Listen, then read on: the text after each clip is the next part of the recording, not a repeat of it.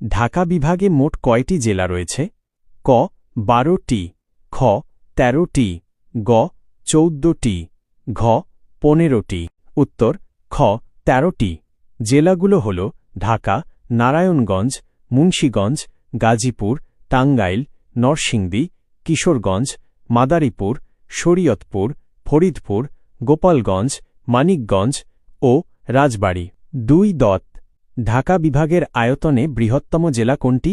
ক ঢাকা জেলা, খ টাঙ্গাইল জেলা, গ ফরিদপুর জেলা, ঘ কিশোরগঞ্জ জেলা। উত্তর খ টাঙ্গাইল জেলা। 3. ঢাকার ধোলাই খাল কে খনন করেন? ক শায়েস্তা খান, খ আকবর, গ ঈশা খান, ঘ ইসলাম খান। উত্তর ঘ ইসলাম খান। 4. ঢাকা শহরের গোড়াপত্তন হয় কোন আমলে? ক ব্রিটিশ আমলে, খ সুলতানি আমলে, গ মুঘল আমলে, ঘ স্বাধীন নবাবী আমলে। উত্তর গ মুঘল আমলে। 1610 সালে সুবেদার ইসলাম খান ঢাকা বাংলা সুবাহ এর রাজধানী হিসেবে প্রতিষ্ঠা করেন। 5.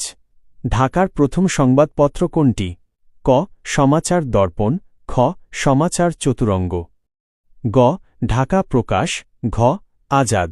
উত্তর গ ঢাকা প্রকাশ। প্রকাশকাল 1861 সাল। 6. ঢাকা বিভাগের ক্ষুদ্রতম জেলা কোনটি?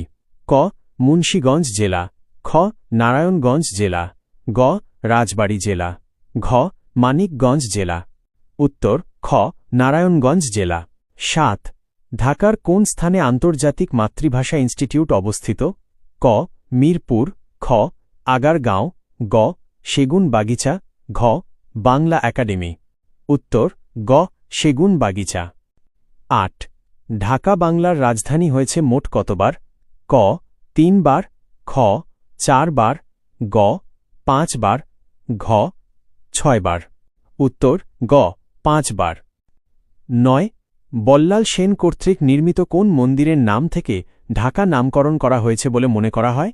ক কালী মন্দির, খ রমনা কালী মন্দির, গ সিদ্ধেশ্বরী মন্দির, ঘ ঢাকেশ্বরী মন্দির।